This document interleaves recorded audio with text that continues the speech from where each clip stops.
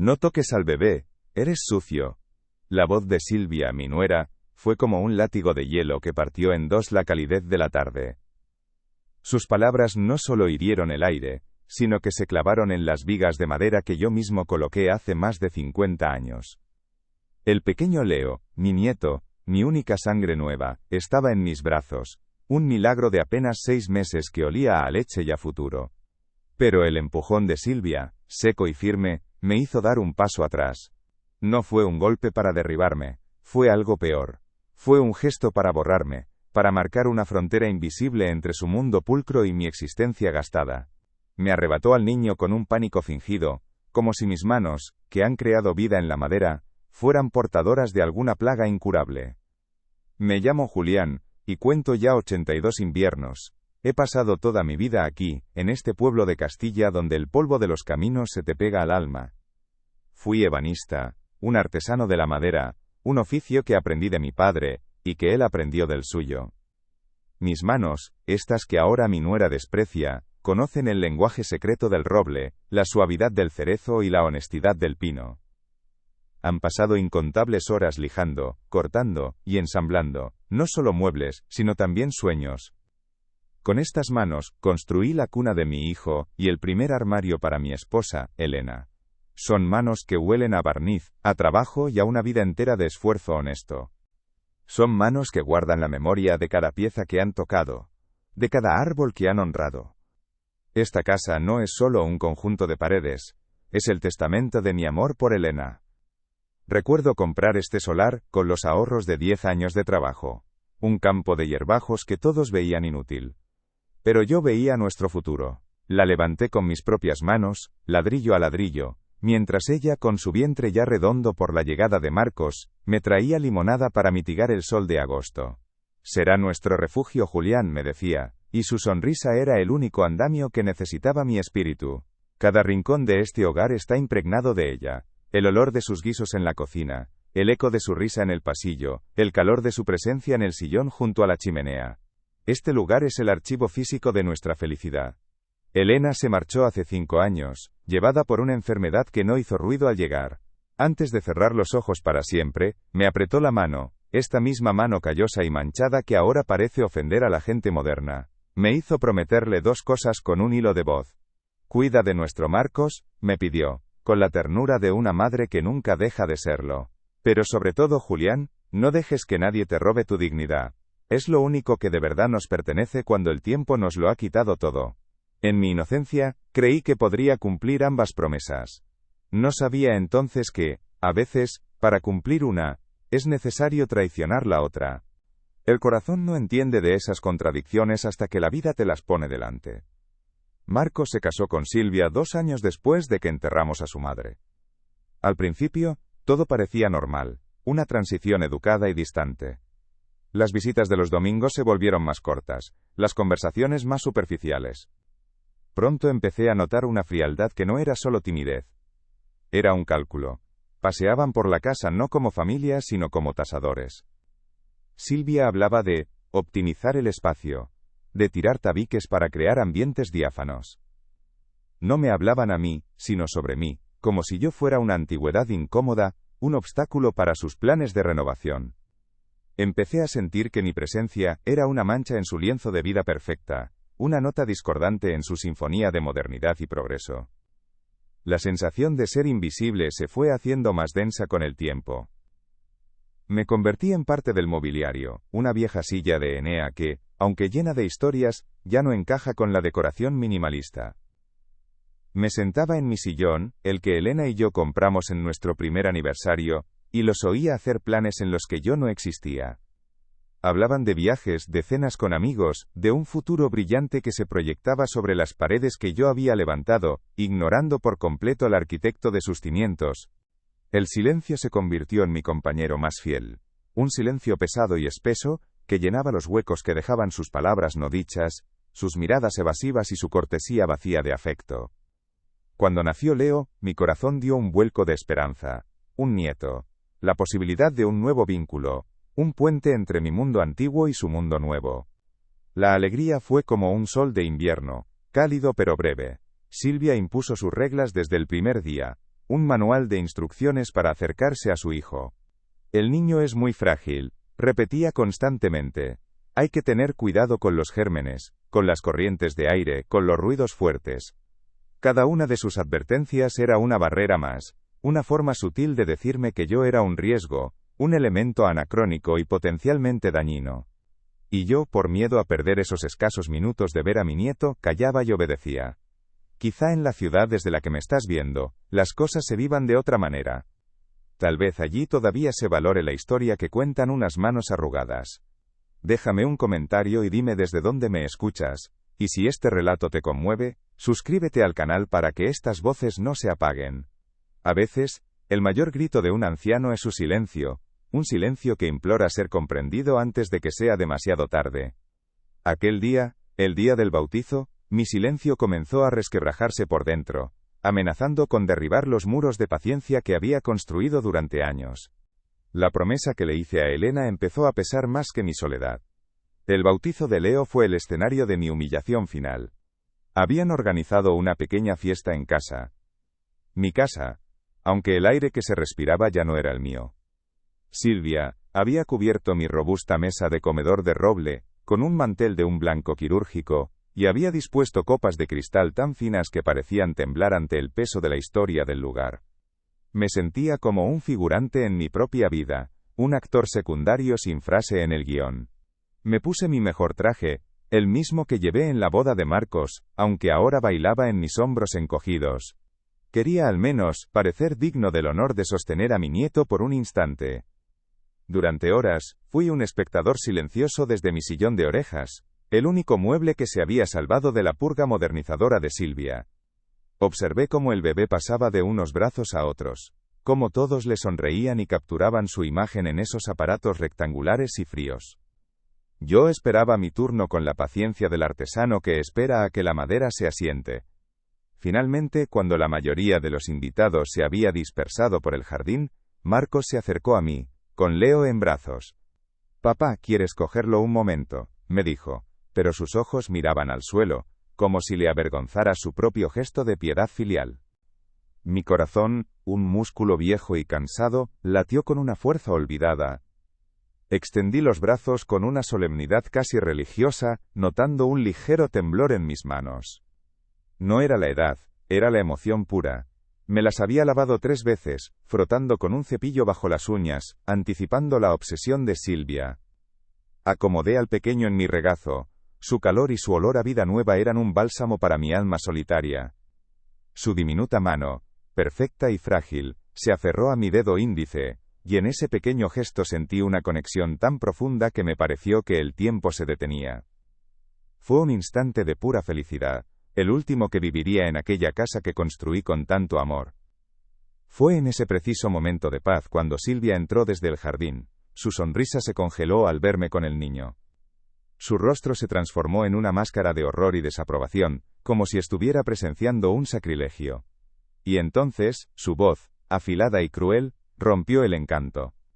Sus palabras cayeron sobre mí con el peso de una sentencia, una condena pública que me despojaba de mi rol, de mi sangre, de mi identidad.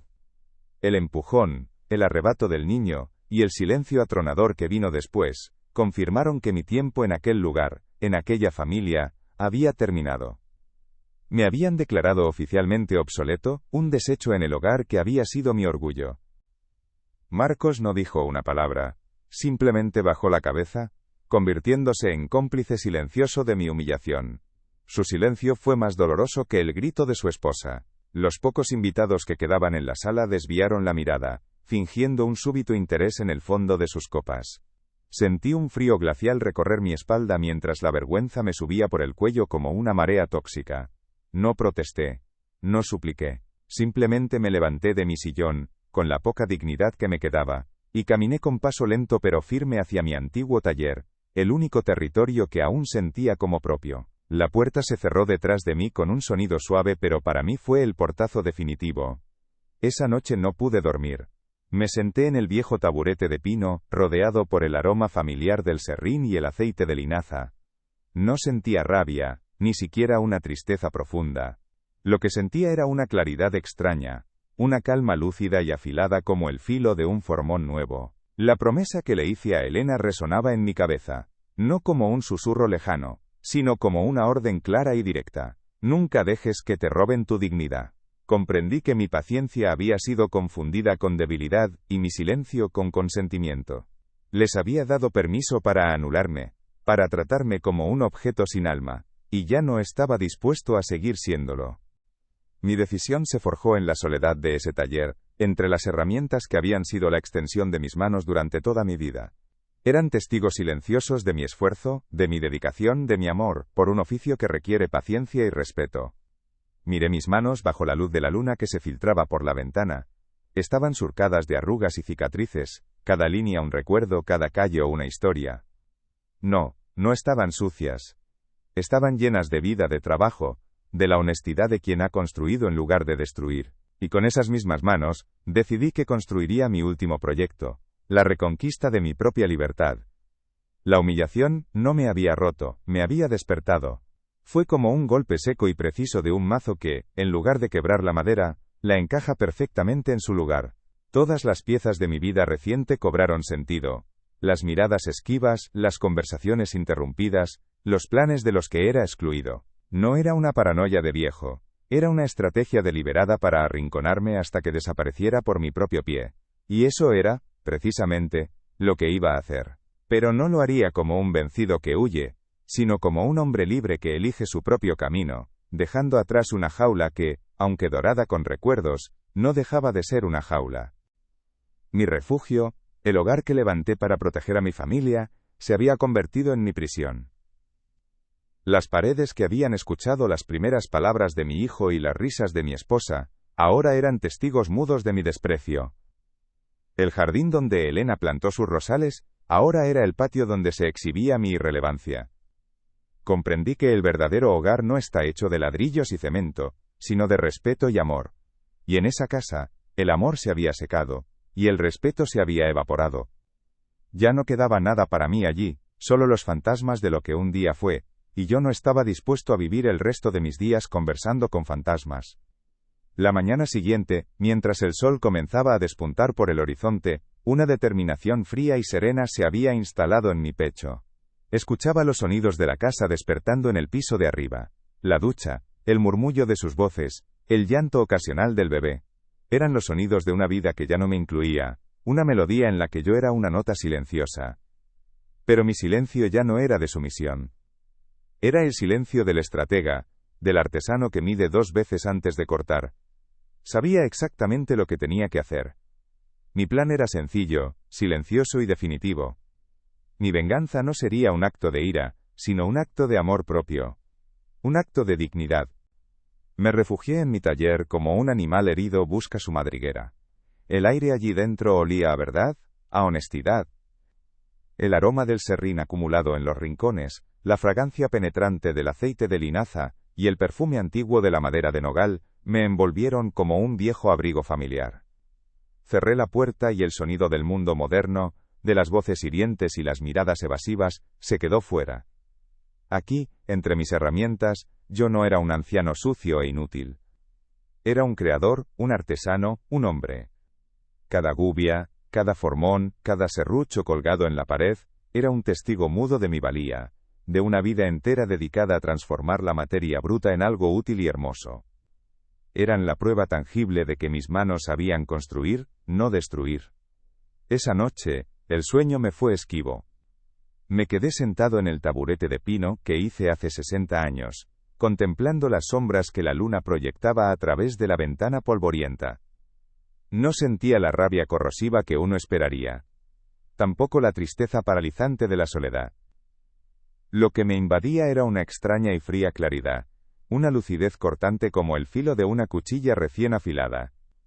Cada palabra, cada gesto de desprecio de los últimos años, desfiló por mi mente no como una ofensa, sino como una pieza de un rompecabezas que por fin encajaba. La humillación no me había quebrado, me había despertado, me había mostrado la jaula invisible en la que me habían encerrado con mi propio consentimiento silencioso. La promesa que le hice a Elena en su lecho de muerte volvió a mí, no como un susurro lejano, sino como una orden resonando en el silencio del taller. Nunca dejes que te quiten tu dignidad. y yo se la estaba entregando en bandeja de plata. Mi paciencia había sido interpretada como debilidad.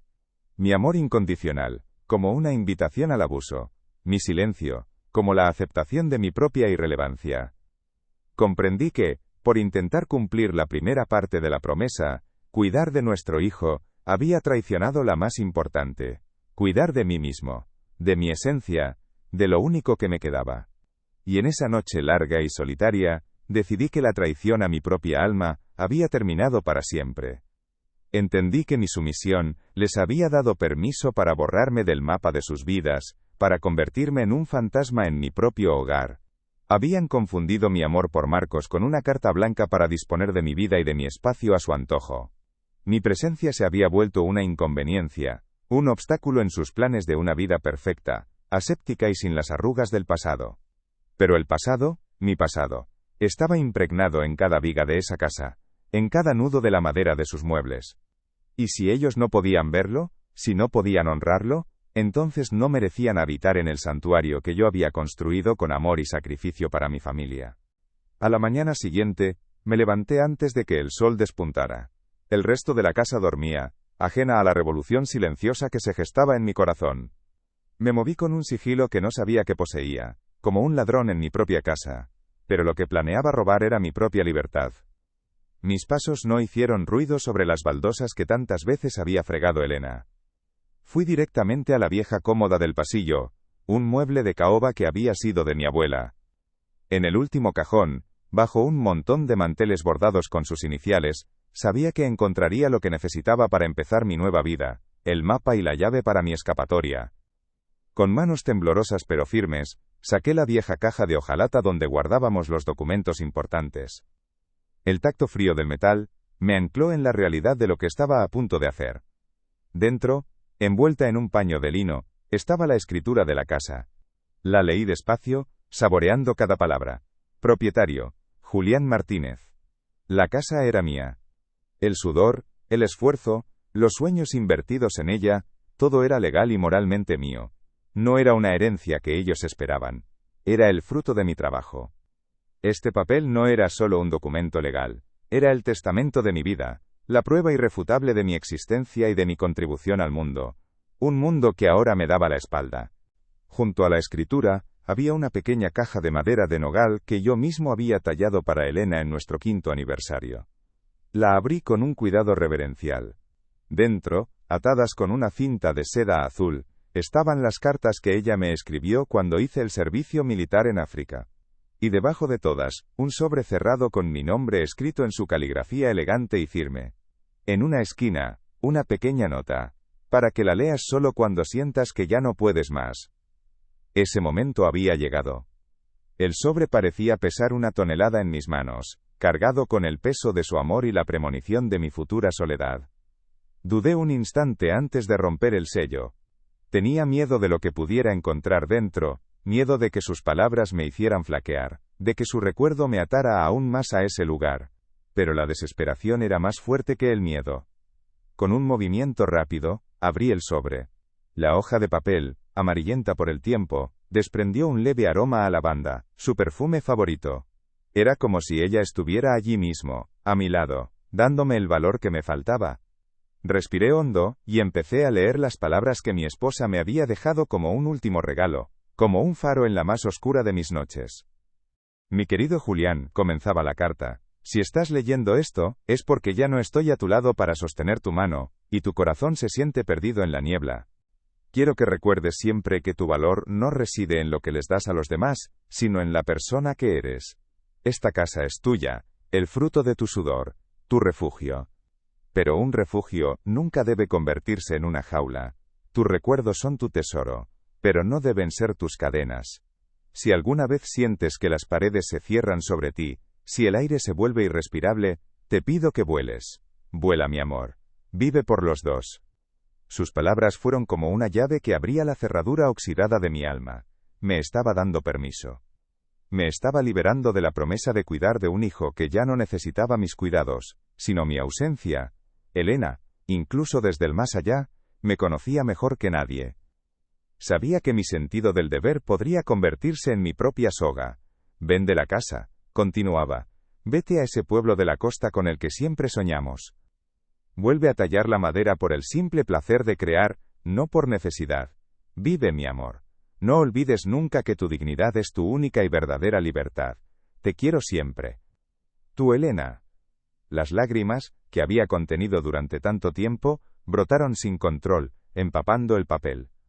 Pero no eran lágrimas de tristeza, sino de una profunda y abrumadora liberación. Eran lágrimas de gratitud hacia la mujer que me había amado de una forma tan completa que incluso había previsto mi dolor, y me había dejado un mapa para salir de él. Sentí su presencia a mi lado, su mano en mi hombro, dándome la fuerza que necesitaba para dar el siguiente paso. Ya no estaba solo. Elena caminaba conmigo, guiándome hacia la luz, recordándome quién era y lo que merecía. El camino se iluminó ante mí, claro y diáfano. El amor de mi esposa había trascendido la barrera del tiempo y de la muerte para rescatarme. Su voz, a través de esa carta, me recordaba que las historias de amor verdadero no terminan, solo se transforman. Si tú también crees que los lazos del corazón son eternos, y que la memoria es el mayor de los legados, te invito a suscribirte a este canal.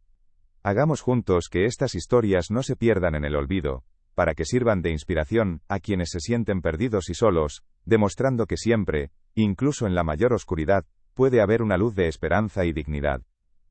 Con una determinación renovada, y el corazón lleno de la fuerza de Elena, fui al teléfono del recibidor. Busqué en mi vieja agenda de tapas de cuero el número de Arturo, un amigo de la infancia que se había convertido en un respetado abogado en la ciudad vecina. Éramos como hermanos, habíamos compartido juegos, secretos, y los primeros tragos de vino. Sabía que él me entendería, que no vería a un viejo senil y resentido, sino a un hombre que luchaba por su honor. Marqué el número con dedos firmes, sin rastro del temblor que me había acompañado en los últimos meses. Arturo contestó al segundo tono, con su voz grave y tranquilizadora de siempre.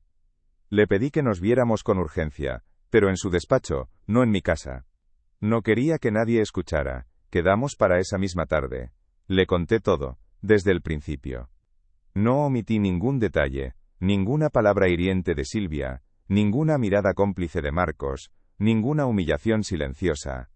Hablé con una calma que me sorprendió a mí mismo, sin un ápice de rencor, solo exponiendo los hechos con la precisión de un artesano que describe las vetas de un trozo de madera. Hablarlo en voz alta lo hizo todo más real, más inaceptable. Mi amigo me escuchó en un silencio absoluto, sin interrumpirme ni una sola vez. Sus ojos, acostumbrados a leer a las personas más allá de sus palabras, reflejaban una profunda comprensión y una tristeza compartida. Cuando terminé mi relato, se reclinó en su sillón de cuero y suspiró. Julián, me dijo con una voz cargada de afecto, has construido una casa, has criado a un hijo, has sido un hombre bueno toda tu vida. Has hecho más de lo que nadie podría pedirte. Ya es hora de que empieces a pensar un poco en ti. Es hora de que construyas algo solo para ti. Tu paz. Sus palabras fueron el bálsamo final que mi alma necesitaba. Me explicó con claridad mis opciones legales, aunque en realidad no había mucho que discutir. La casa y todos los bienes estaban a mi nombre. Tenía pleno derecho a disponer de ellos como quisiera. No había ninguna batalla legal que librar, porque la propiedad nunca había estado en duda. La única batalla era la que yo había estado librando dentro de mí, entre el deber y la dignidad, y esa batalla, gracias a Elena y a Arturo, por fin la había ganado. Salí de su despacho sintiéndome más ligero, con un plan claro y la certeza moral de estar haciendo lo correcto. Mi transformación silenciosa comenzó esa misma semana. Mientras Marcos y Silvia seguían inmersos en sus vidas, ajenos a mi revolución interior, yo empecé a empaquetar mi existencia en cajas de cartón. Cada mañana, después de que se marcharan, me dedicaba a mi tarea con la metodicidad de un ritual sagrado. No era una simple mudanza, era un acto de purificación, de desprendimiento.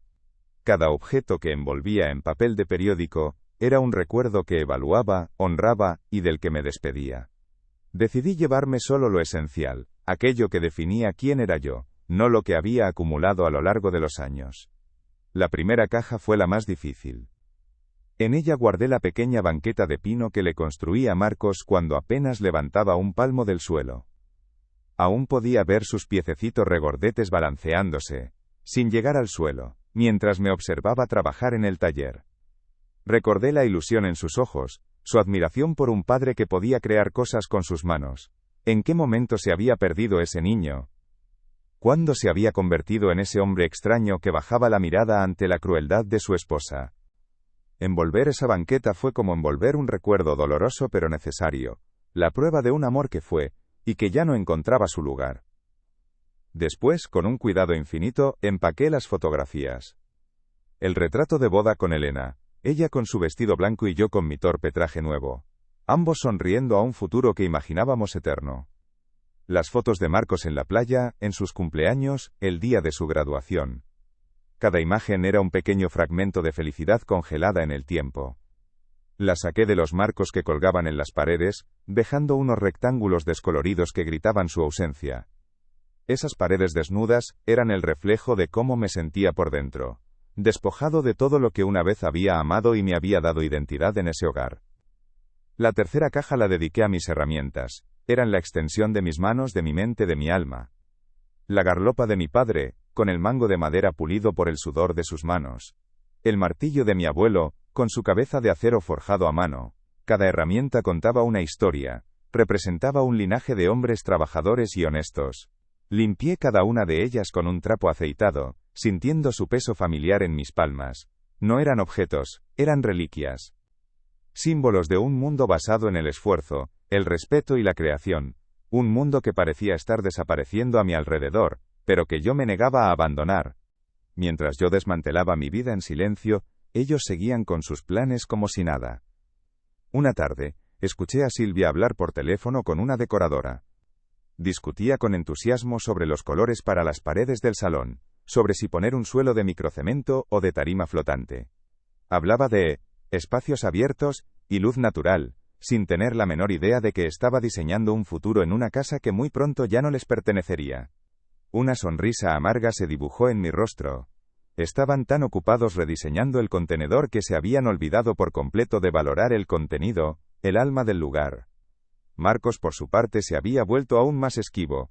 Apenas cruzábamos palabra. Me evitaba en los pasillos, y durante las comidas, mantenía la vista fija en su plato o en la pantalla de su teléfono. Podía ver la culpa en sus ojos, una vergüenza sorda que le impedía mirarme a la cara. Pero su culpa no se traducía en acción, en una palabra de apoyo, en un gesto de defensa. Se había convertido en un cómplice pasivo, atrapado entre la lealtad a su padre y el miedo a su esposa. Y en su cobardía yo encontré la confirmación final de que mi decisión era la única posible. Cada caja que cerraba y apilaba en el taller era un ladrillo menos en el muro de mi prisión. Con cada vuelta de cinta adhesiva, sellaba un capítulo de mi vida y me sentía un poco más libre. El proceso fue doloroso, una amputación necesaria para salvar el resto del cuerpo. Pero con el dolor también venía una sensación de poder, de control. Por primera vez en muchos años, yo era el arquitecto de mi propio destino. No estaba siendo expulsado, me estaba marchando por elección propia.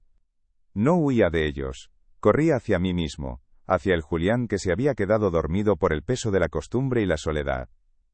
El clímax de mi liberación se acercaba, y sabía que no sería una tormenta ruidosa, sino una suave brisa de otoño que se lleva las hojas secas sin esfuerzo. No necesitaba gritos ni reproches. Mi venganza no sería un acto de odio, sino un acto de paz.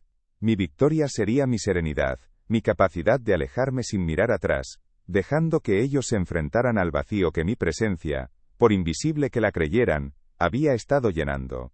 Estaba a punto de darles la lección más importante de sus vidas, una lección sobre el valor de las cosas que no se pueden comprar ni reformar. Estaba a punto de tomar la decisión más radical y liberadora de mi vejez. Una decisión que muchos temen, pero que a veces es el único camino hacia la paz. Si alguna vez has sentido en tu corazón la necesidad de empezar de nuevo, de dejar atrás lo que te daña para abrazar tu propia verdad, te invito a suscribirte a este canal. Juntos podemos ser testigos de cómo la dignidad, cuando se defiende con coraje, puede florecer incluso en el invierno más crudo de la vida. Acompáñame en este tramo final, porque la libertad siempre espera al otro lado del miedo. Con el plan trazado y las cajas listas, hice la penúltima llamada. Marqué el número de la inmobiliaria del pueblo, regentada por David, el hijo de un antiguo cliente para el que había hecho todos los muebles de su casa. David era un buen chico, respetuoso y trabajador, alguien en quien sabía que podía confiar. Cuando le expliqué mi situación y mi deseo de vender la casa de forma rápida y discreta, no hizo preguntas incómodas. Su voz solo transmitió comprensión y una profesionalidad tranquilizadora. No se preocupe, Julián, me dijo. Yo me encargo de todo. Encontraré a alguien que sepa valorar una casa con alma. El día elegido fue un martes. Un día anodino, sin ninguna significación especial para ellos, lo que lo hacía perfecto. Para mí, sería el día de mi independencia. Marco se fue a trabajar como siempre, después de un desayuno silencioso. Poco después, Silvia salió con el bebé en su carrito, probablemente a reunirse con sus amigas para tomar un café y quejarse de lo anticuada que era su casa. En cuanto su coche desapareció al final de la calle, la pequeña furgoneta de mudanzas que había contratado, aparcó discretamente frente a la puerta. El conductor, un hombre amable y callado, empezó a cargar mis pocas pertenencias. En menos de 2 horas, mi vida entera, o lo que había decidido salvar de ella, estaba dentro de la furgoneta. El taller quedó vacío, solo con el eco del trabajo, y el olor a madera. Mi habitación, despojada de mis libros y mis fotografías, parecía la fría estancia de un hotel. Antes de irme, caminé por la casa una última vez, despidiéndome no de las paredes, sino de los fantasmas felices que la habitaban. Me despedí de Elena en cada rincón, agradeciéndole por haberme dado la fuerza para cumplir mi promesa final. No sentí tristeza, solo una profunda y serena paz. Sobre la impecable mesa de la cocina, la misma donde yo les había servido el desayuno durante años, dejé un sobre blanco. Dentro no había una larga carta de reproches, sino una nota escueta y directa, escrita con mi mejor caligrafía. Esta casa se construyó con amor. Solo debe ser habitada con amor. Os deseo suerte en vuestro camino. Junto a la nota, dejé las llaves del coche que me habían regalado por mi 80 cumpleaños, ese coche moderno que ellos usaban más que yo, y que se había convertido en otro símbolo de mi dependencia. Era mi forma de cortar el último hilo que me ataba a ellos. Mi acto final fue el más simbólico de todos. Saqué del taller un martillo y el cartel de S.E. Vende que David me había preparado. Caminé hacia el jardín delantero, ese pequeño trozo de tierra que Elena había cuidado con tanto esmero. Elegí un lugar bien visible desde la calle, justo al lado del rosal que ella misma plantó y que seguía floreciendo cada primavera, terco y fiel a su memoria. Con 4 golpes secos y precisos, clavé el poste de madera en la tierra. El sonido del martillo fue el punto final de mi antigua vida y el pistoletazo de salida de la nueva. Mientras clavaba el cartel, mis manos se mancharon de tierra fértil. Sonreí. Manos sucias, sí. Sucias de la tierra que había dado de comer a mi familia. Sucias del trabajo honesto que les había dado un techo. Sucias de la vida que había vivido plenamente. No sentía vergüenza, sentía orgullo. Eran las manos de un hombre libre. Me sacudí el polvo, subí a la furgoneta de mudanzas, y, sin mirar atrás ni una sola vez, me marché. El rosal de Elena y el frío cartel de la inmobiliaria quedaron como únicos testigos de mi silenciosa y digna partida hacia el mar. Mi viaje hacia el mar fue un éxodo silencioso, una huida hacia mí mismo. La furgoneta de la mudanza avanzaba por carreteras que se alejaban de los campos secos de Castilla, llevándome hacia un horizonte azul que solo había visto en postales. Llegamos a un pequeño pueblo de pescadores, con casas blancas y el olor a salitre impregnándolo todo. Mi nuevo hogar era un apartamento modesto, casi desnudo, pero con un gran ventanal que se abría directamente al Cantábrico. La luz que entraba por esa ventana era limpia, honesta, y el sonido constante de las olas rompiendo en la orilla se convirtió en la banda sonora de mi renacimiento. El silencio aquí no era pesado como en mi antigua casa. Era un silencio lleno de vida, de la promesa de un nuevo comienzo. Los primeros días los dediqué a crear mi nuevo nido. Desempaqué las pocas cajas con una parsimonia casi ceremonial. Coloqué la fotografía de mi boda con Elena en la mesilla de noche. El único adorno que necesitaba. En el balcón acristalado que bañaba el sol de la tarde, instalé mi pequeño taller. Al sacar mis herramientas, sentí que volvía a respirar. Cada formón, cada gubia, encontró su lugar en un panel de madera que colgué en la pared. El aroma familiar del aceite de linaza y la madera de pino se mezcló con la brisa marina, creando un perfume nuevo y reconfortante. El olor de mi libertad. No necesitaba más. Tenía mis manos, mis recuerdos más puros, y la inmensidad del mar como único vecino. Volví a trabajar la madera, pero de una forma distinta. Ya no era una obligación para ganar el pan, sino un diálogo con mi propia alma. Me sentaba durante horas en el balcón, con un pequeño trozo de madera de olivo entre las manos, y dejaba que mis dedos encontraran la forma que se escondía en su interior. No había planos ni medidas, solo intuición. Tallé pequeñas figuras inspiradas en mi nuevo entorno. Gaviotas con las alas desplegadas, barcos de vela que parecían navegar sobre las vetas de la madera, peces de formas suaves y redondeadas. Cada pieza era un pedazo de mi serenidad recuperada, una prueba tangible de que mis manos no estaban sucias, sino llenas de la capacidad de crear belleza a partir de la sencillez.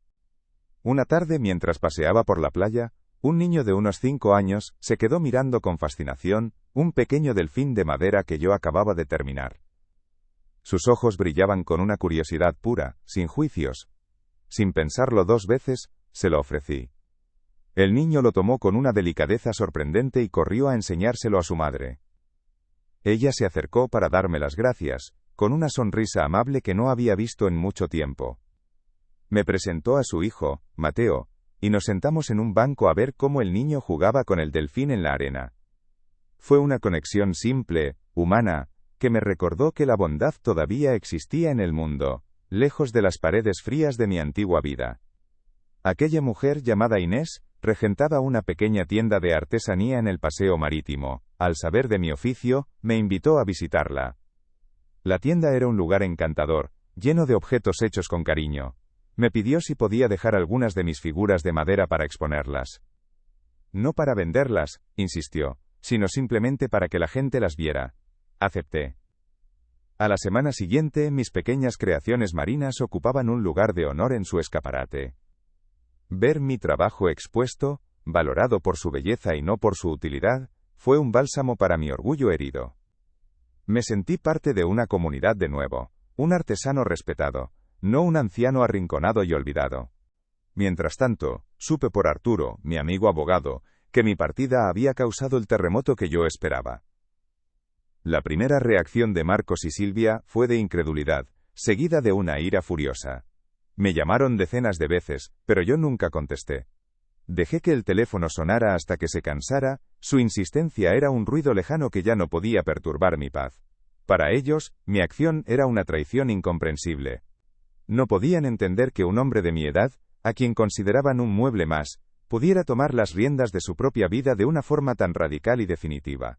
Su rabia no era por mi ausencia, sino por la pérdida de control sobre mi vida y sobre todo, sobre mis bienes. La desesperación llegó cuando David, el agente inmobiliario, les comunicó formalmente que la casa tenía un comprador y que la venta era inminente. Intentaron detenerla, contrataron a un abogado, argumentaron un supuesto desequilibrio mental por mi parte. Pero la ley era clara, y mi decisión, firme. Arturo se encargó de todo, protegiéndome de sus ataques. La casa que ellos ya veían como suya, el lienzo sobre el que proyectaban sus sueños de reformas y vida perfecta, se les escapaba de las manos. Nunca había sido suya. Era el fruto de mi sudor y el santuario de mi amor por Elena, y ellos habían profanado ambos. Su codicia quedó al descubierto, despojándolos de cualquier máscara de piedad filial. David me contó que la pareja que compró la casa era joven, un médico y su esposa, una maestra que esperaba su primer hijo. Durante su visita, la mujer se había detenido largamente en el jardín, admirando el rosal de Elena y el viejo banco de roble que yo había construido bajo su sombra. Preguntó quién había hecho un trabajo tan sólido y hermoso. David le contó la historia de un viejo ebanista que había levantado esa casa con sus propias manos y con un amor infinito. Esa simple anécdota, ese reconocimiento a mi labor por parte de unos extraños, cerró el círculo para mí. Mi legado no se perdía, simplemente cambiaba de manos. Pasaba a una familia que, esperaba, sabría habitarla con el respeto que merecía. El día que se firmó la venta definitiva, no acudí a la notaría. En su lugar, tomé un autobús que me llevó de vuelta, por unas horas, a mi pueblo. Pero no fui a la casa. Fui directamente al cementerio. El sol de la mañana iluminaba la lápida de mármol blanco de Elena. Me senté en el suelo, junto a ella, y saqué del bolsillo una concha nacarada que había recogido en la playa esa misma mañana. La deposité con cuidado sobre la fría piedra. «Lo he conseguido, mi amor», le susurré al viento. He cumplido mi promesa. Soy un hombre libre, y he recuperado mi dignidad. Ahora vivo junto al mar, como siempre soñamos. Saqué de mi chaqueta la carta que ella me había dejado, la que había sido mi brújula en la oscuridad. Sus bordes estaban gastados de tanto leerla. La repasé con la mirada una última vez, absorbiendo cada palabra de amor y de aliento. Luego, con un pequeño mechero, le prendí fuego en un cuenco de metal que había traído. Observé cómo las llamas consumían el papel, convirtiendo sus palabras en ceniza. No lo hice para olvidarla, sino todo lo contrario. Lo hice porque ya no necesitaba el mapa. Sus instrucciones ya estaban grabadas en mi corazón, eran parte de mí. Su amor ya no era un recuerdo en un papel, era la fuerza que me impulsaba cada día.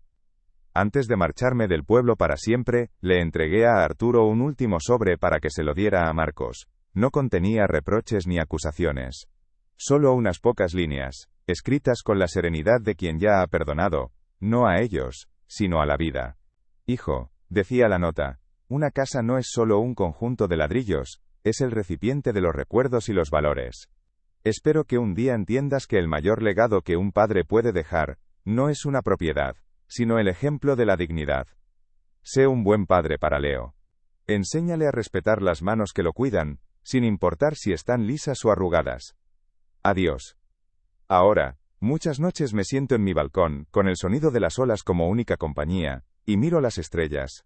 A veces pienso en ellos, pero sin la amargura de antes.